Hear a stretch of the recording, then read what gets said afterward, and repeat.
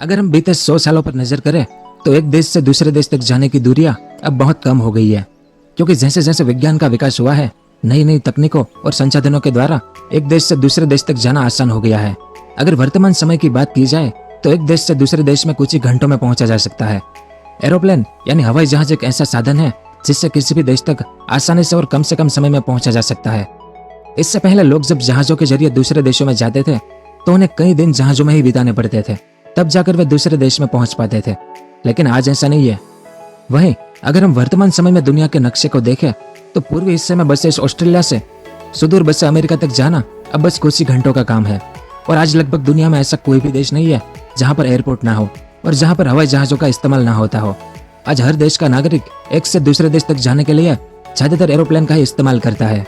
आज यूरोप, दक्षिण America, Asia, Australia सभी महाद्वीप एक दूसरे से हवाई यात्रा के जरिए कनेक्ट हो चुके हैं। एक महाद्वीप से दूसरे महाद्वीप पर जाने के लिए आपको हजारों फ्लाइट मिल जाती है। इसके अलावा आपको अपने शहर से दूसरे महाद्वीप के किसी शहर तक जाने के लिए भी कई फ्लाइट मिल जाती है। लेकिन जानकर आपको हैरानी होगी कि पूर्वी एशिया या पूरे एशिया महाद्वीप से दक्षिण अमेरिका महाद्वीप तक जाने के लिए आपको कोई भी सीधी फ्लाइट नहीं मिलेगी, यानी यहाँ से यहाँ तक। पर एशिया से यूरोप या उत्तर अमेरिका महाद्वीप या अन्य किसी भी महाद्वीप तक जाने के लिए आज आपको हजारों फ्लाइट उपलब्ध है। पर हमारे एशिया से यूरोप तक या उत्तर अमेरिका महाद्वीप तक या अन्य किसी भी महाद्वीप तक जाने के लिए आज हजारों फ्लाइट उपलब्ध है। लेकिन एशिया महाद्वीप से दक्षिण अमेरिका महाद्वीप के किसी भी देश तक जाने के लिए आपको कोई भी फ्लाइट नहीं मिलेगी जो सीधे आपको एशिया से दक्षिण अमेरिका ले जाए। अगर आपको आज दक्षिण अमेरिका महाद्वीप के किसी भी देश में जाना हो तो उसके लिए पहले आपको यूरोप या खाड़ी देशों में जाना पड़ेगा। उसके बाद यूरोप या खाड़ी देशों से आपको लैटिन अमेरिकी देशों तक ले जाया जाता है। लेकिन ऐसा क्यों है कि दक्षिण अमेरिका से पूर्वी एशिया के बीच कोई भी सीधी फ्लाइट नहीं है? तो आज के इस वीडियो में हम इसी के बारे में विस्तार से जानेंगे कि पूर्वी एशिया से दक्षिण अमेरिकी देशों के बीच कोई भी सीधी फ्लाइट उड़ान क्यों नहीं भरती है, क्यों पूर्वी एशिया और दक्षिण अमेरिका महाद्वीप के बीच हवाई मार्ग विकसित नहीं हो पाया है, इसके क्या क्या कारण है और क्या भविष्य में यहाँ पर हवाई यात्रा शुरू हो पाएगी, वो सब और इसके अलावा और भी बहुत कुछ जानने को मिलेगा आपको इस वीडियो में। तो वीडियो के अंत तक हमारे साथ बने रहिए। तो सबसे पहले हम दक्षिण अमेरिका महाद्वीप और पूर्वी एशिया महाद्वीप के बारे में थोड़ा बहुत जान लेते हैं ताकि आगे आपको समझने में आसानी हो। तो आज मौजूदा समय में दक्षिण अमेरिका में लगभग 424 मिलियन लोग रहते हैं, जो पूरी दुनिया की आबादी के लगभग 5% के आसपास है। जबकि एशिया महाद्वीप में 4.56 बिलियन लोग रहते हैं, जो पूरी दुनिया की आबादी का 58% है। असल में दोनों ही महाद्वीप आबादी के आधार पर सबसे बड़े महाद्वीपों में से एक है। वहीं हमारे एशिया महाद्वीप के देश दुनिया में सबसे तेजी से तरक्की करने वाले देश हैं, जबकि दक्षिण अमेरिका के देश भी तेजी से विकास कर रहे हैं। इतना ही नहीं, एशिया के देश चीन, जापान, भारत, रूस, इंडोनेशिया और सऊदी अरब दुनिया के सबसे बड़े विमान बाजार यानी एयरलाइन मार्केट वाले देश हैं। वहीं एशिया प्रशांत का एक क्षेत्र दुनिया का सबसे व्यस्त हवाई क्षेत्र है। और इतना ही नहीं, IAEA की रिपोर्ट के मुताबिक आने वाले सालों में दुनिया के 10 सबसे बड़े विमान बाजार वाले देशों में से 8 देश तो अकेले एशिया खंड के होंगे और इसके अलावा 2 देश दक्षिण अमेरिका के होंगे। और अगर वर्तमान समय में देखा जाए तो एशिया खंड के चीन, भारत, जापान, वियतनाम जैसे देशों से दक्षिण अमेरिका के देशों ब्राजील, कोलंबिया, पनामा जैसे देशों के साथ अरबों डॉलर का व्यापार भी होता है और ज्यादातर लोग एक दूसरे के पर्यटक क्षेत्रों में घूमने भी पहुंच जाते हैं। लेकिन इसके बावजूद भी इन देशों के बीच कोई भी वाणिज्यिक एयरलाइन नहीं है और ना ही कोई भी सीधी एयरलाइन पूर्वी एशिया से सीधे दक्षिण अमेरिका देशों तक जाती हो, क्योंकि पूर्वी एशिया के देश चाहते हुए भी अपने हवाई जहाजों को दक्षिण अमेरिका के देशों तक सीधी उड़ान नहीं भरा सकते हैं। इनकी फ्लाइट घूमती हुई यूरोप और खाड़ी देशों से दक्षिण अमेरिकी महाद्वीप तक पहुंचती है। वहीं दक्षिण अमेरिका के मात्र 4 ऐसे देश हैं जिनके लिए फ्लाइट एशिया प्रशांत क्षेत्र से उड़ान भरती है, जिसमें क्यूबा, मेक्सिको, पनामा और ब्राजील जैसे देश के लिए सप्ताह में लगभग 22 बार चाइना से फ्लाइट उड़ान भरती है। इसके अलावा कुछ फ्लाइट जापान या दक्षिण कोरिया से भी उड़ान भरती है। वहीं सभी फ्लाइट को स्टॉप ओवर यानी किसी हवाई अड्डे पर रुकने की आवश्यकता होती है।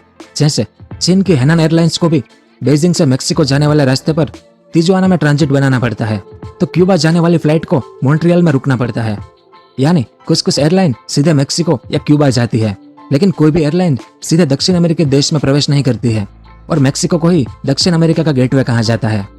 लेकिन इस आधुनिक युग में जब लोग एक उड़ान से चांद पर पहुंच गए हैं, तो फ्लाइट सीधे पूर्वी एशिया से दक्षिण अमेरिका तक क्यों नहीं जा सकती है? इसके क्या क्या कारण है?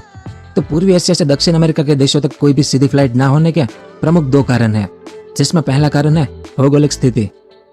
तो भौगोलिक रूप से दक्षिण अमेरिका और एशिया के बीच की दूरी सबसे ज्यादा है। अगर आसान शब्दों में कहें तो पूर्वी एशिया के देश दक्षिण अमेरिका के देशों से दुनिया में सबसे ज्यादा दूरी पर स्थित है। असल में दक्षिण अमेरिका और एशिया एक दूसरे के एंटीपोड है। एंटीपोड का मतलब होता है कि पृथ्वी पर अगर कोई काल्पनिक रेखा खींची जाए तो एक रेखा पर एक देश स्थित होता है तो दूसरी रेखा पर दूसरा देश, जो एक दूसरे के बिल्कुल विपरीत स्थिति पर होते हैं, उन्हें एंटीपोड कहा जाता है। तो दक्षिण अमेरिका और एशिया अनिवार्य रूप से एंटीपोड पर स्थित है।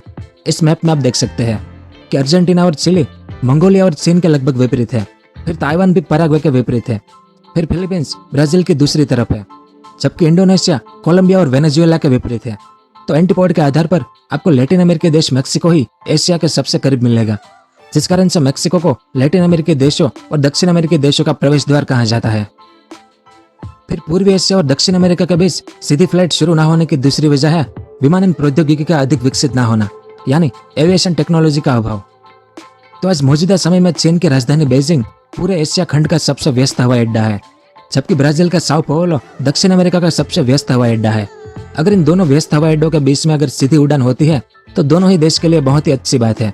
लेकिन यहाँ पर सीधी उड़ान बहुत ही महंगी और कठिन है, क्योंकि बीजिंग और साओ पाउलो के बीच की दूरी 17,596 किलोमीटर है, जो विमानन प्रौद्योगिकी की भाषा में कहें तो विमानों की क्षमता से ज्यादा है। क्योंकि वर्तमान समय में फ्लाइट्स के द्वारा दुनिया की सबसे लंबी दूरी सिंगापुर से न्यूयॉर्क तक की है। इनके बीच की दूरी 13,290 किलोमीटर है, जिसमें विमान को 18 घंटे और 25 मिनट का समय लगता है।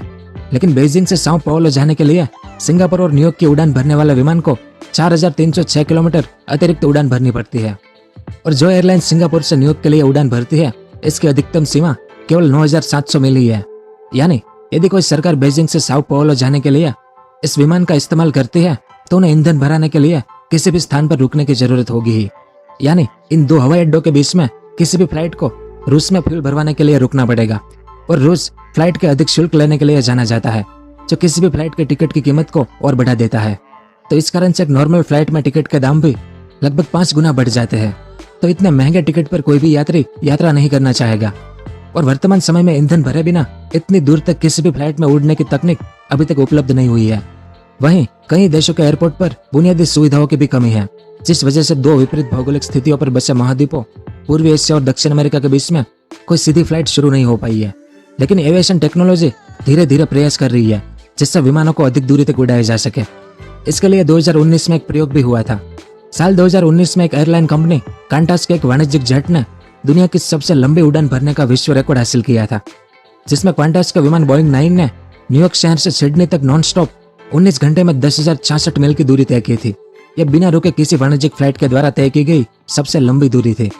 लेकिन इस रिकॉर्ड को पाने के लिए क्वांटास में प्लेन में सामान और वजन को नियंत्रित करने के लिए वजन वाले सामान को प्रतिबंधित कर दिया था, और अपने प्लेन में सिर्फ चालक दल समेत 49 लोगों के साथ ही उड़ान भरी गई थी, जिसके बाद सबसे कम समय में न्यूयॉर्क और सिडनी के बीच की दूरी को तय किया गया था।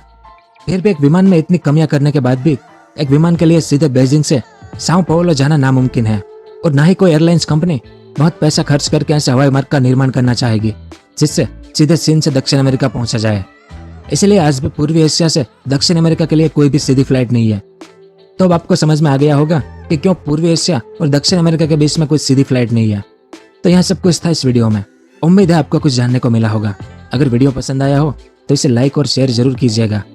पूरा वीडियो देखने के लिए आपका बहुत बहुत धन्यवाद। अगर आपको इस तरह के इन्फॉर्मेटिव वीडियो देखना पसंद है तो हमारे इस चैनल को सब्सक्राइब करें और हमारी नई वीडियो सबसे पहले देखने के लिए इस बेल आइकन को भी जरूर दबाएं।